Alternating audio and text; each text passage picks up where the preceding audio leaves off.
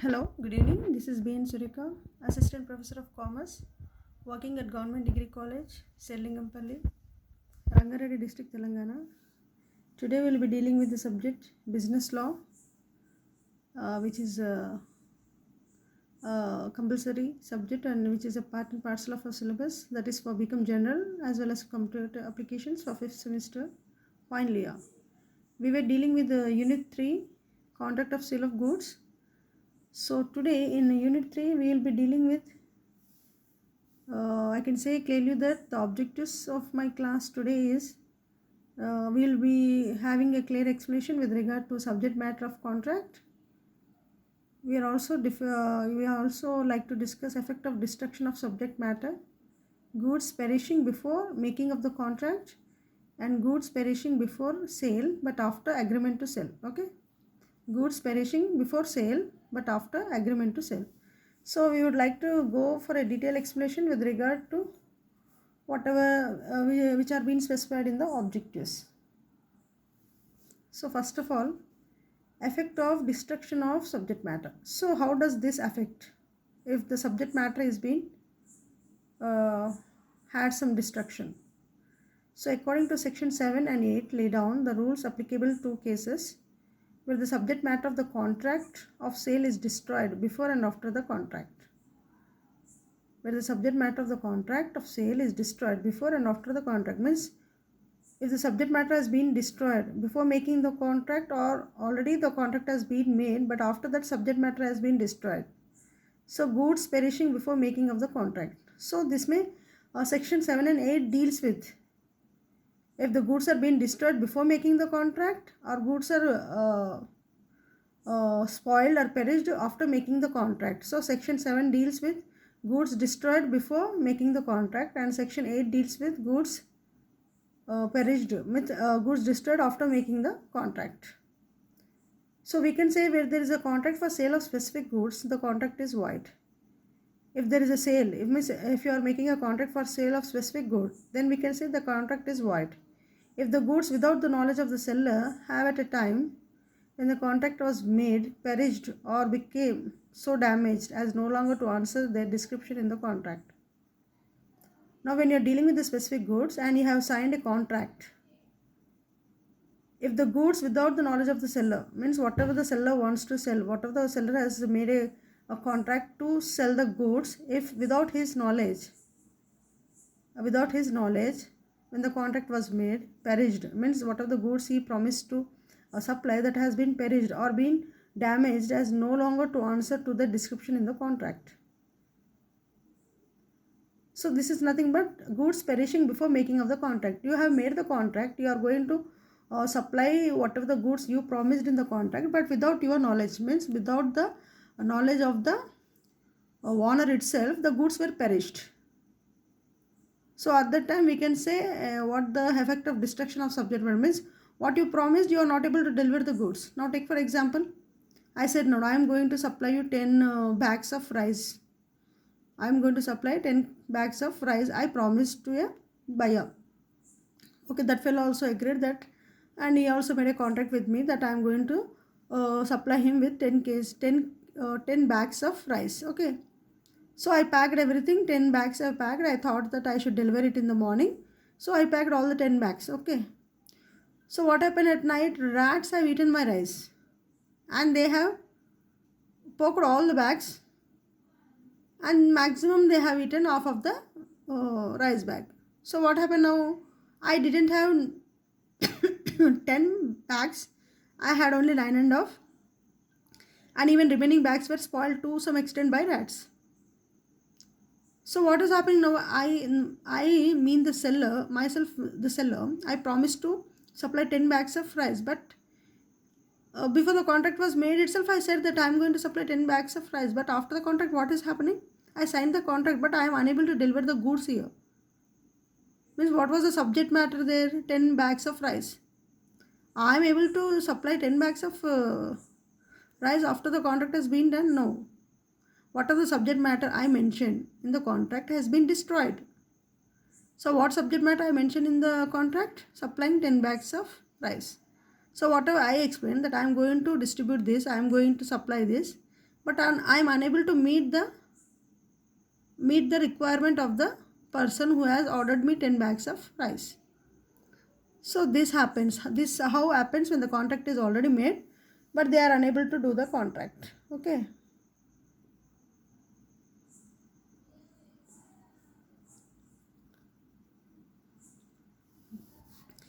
Next, at the time of contract, the goods agreed to sold have ceased to exist. The agreement of sale is void. There is no sale. So what is happening at the time of contract? Goods agreed to be sold. Whatever goods you promised to sell, but the goods are not with you.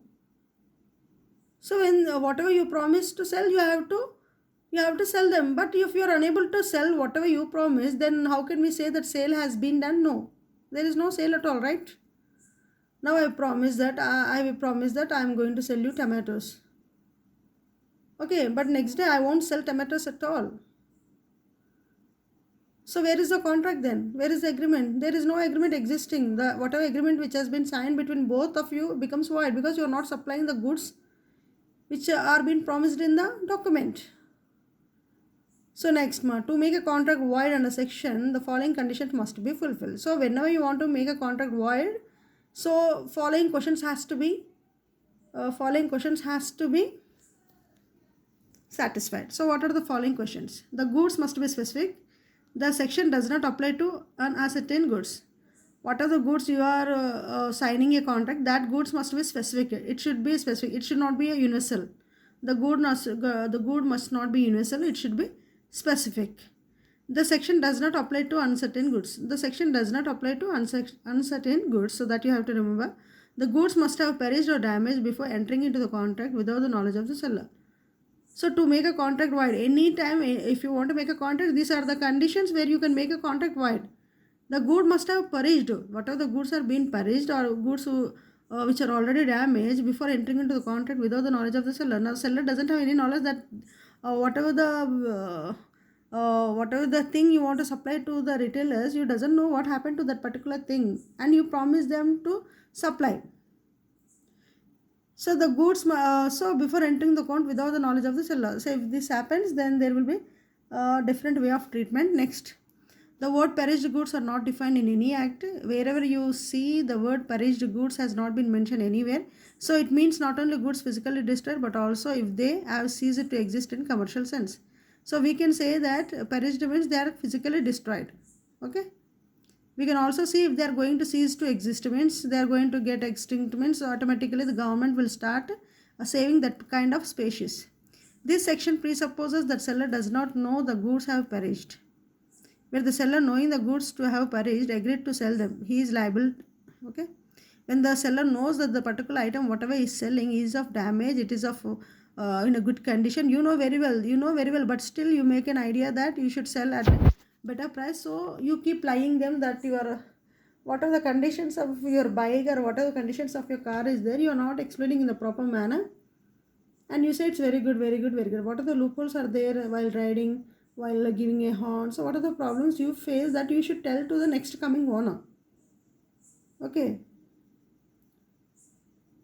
But also if have been exist in commercial sense also. So this section pre-opposes that seller does not know the goods have perished. The seller does not know the goods have been perished. Where the seller knowing the goods have been perished agreed to sell them. Even though you know that the goods have been perished, but still you want to sell, then automatically the seller becomes liable. Okay. Automatically the seller becomes liable.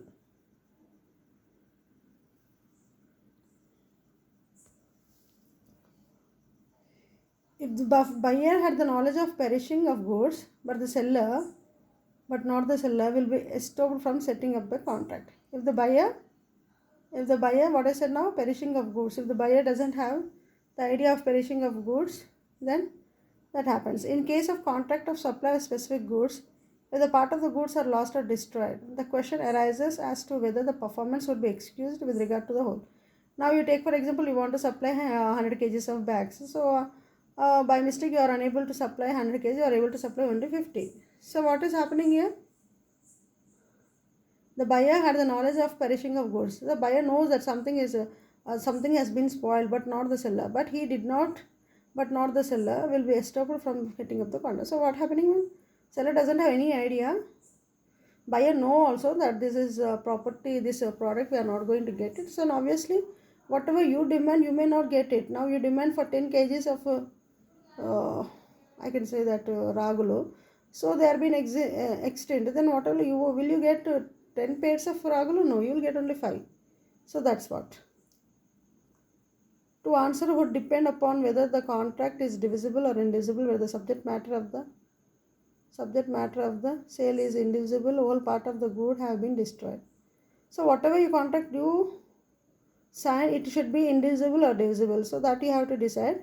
So on that basis of that part of the goods have been destroyed, seller would be wholly discharged. So if the goods are being destroyed, the seller becomes the whole and sole authority of that particular good. So he has to take care of it. Sometimes without the seller knowledge only the goods gets perished. At that time the buyer should be considered. Okay.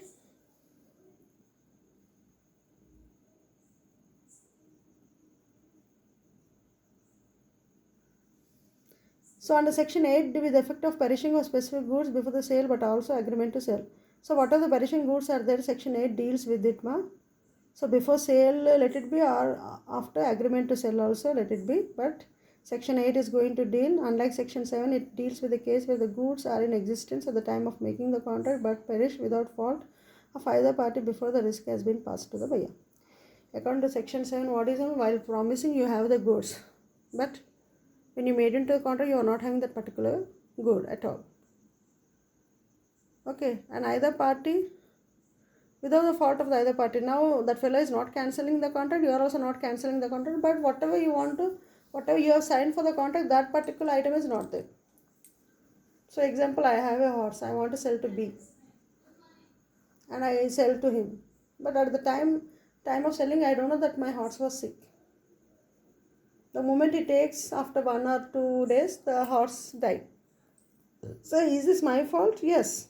Knowingly I know that dog is not well, I know that it is suffering with some kind of disease. Knowingly I don't inform that particular fellow and I sell to him. So I am liable for all the damages whatever been suffered by the other person. Means who is the buyer, that fellow, whatever he suffers now, owner is responsible to give some kind of compensation. Owner is responsible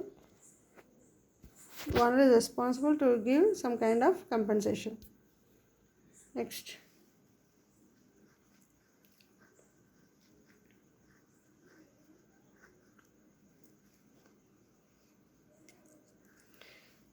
So the risk passes to the buyer, ma. The risk passes to the buyer by because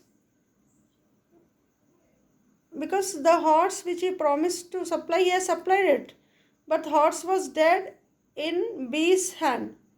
The horse was dead after reaching B's residence, and obviously B is responsible for whatever risk he has to face without the horse.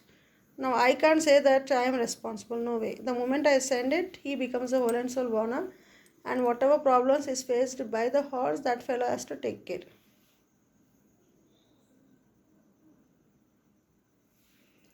According to section 8, a contract can be avoided on the grounds of impossibility of performance of the contract if it satisfies the following conditions. According to section 8, a contract can also be put aside as it is a fact of impossibility. Means whatever the contract you have given, I know very well that whatever the property, whatever the work you have assigned me, that I can't do it at all. So that becomes the ground of impossibility. The contract must be an agreement to sell and not an actual sale.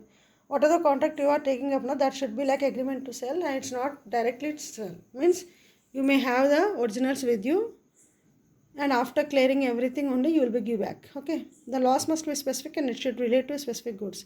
Whatever the loss it has been got, it should be specific. Means it should be related to a specific good, a particular good. Okay. The goods must be perished or damaged before the property of risk passes to the buyer. Whatever the goods are there, it should be perished and it should be spoiled before reaching the buyer. The perishing or damage of goods must be without any fault on the part of the seller and the buyer. What are the perishing or damage of goods? If the goods are being damaged, means now you can't blame both. Okay.